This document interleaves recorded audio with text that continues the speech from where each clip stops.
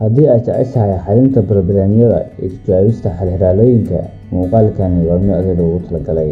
Haddii aad jeceshahay muuqaallo noocan oo kale ah inaan soo badino, fadlan subscribe waad dhihi kartaa.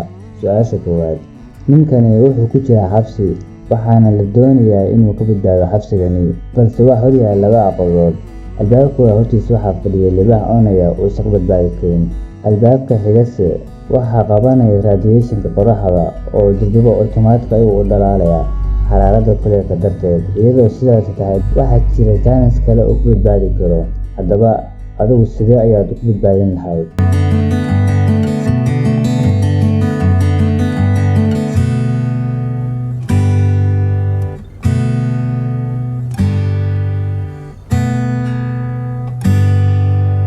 Jawaabtu: waxa uu sugayaa ilaa ay qorraxdu ka dhacayso, kadibna jawi deggan oo habeen ah ayuu ku dhaafayaa.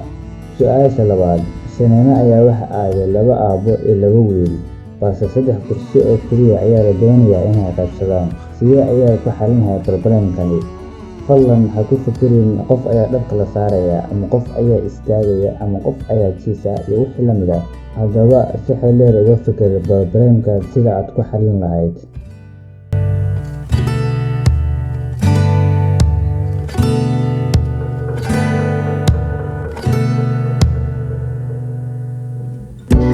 Jawaabtu: Shineemo waxaa aadaya awoowe iyo aabbo iyo wiilkiisa, yacni waa 3 qofood oo kaliya.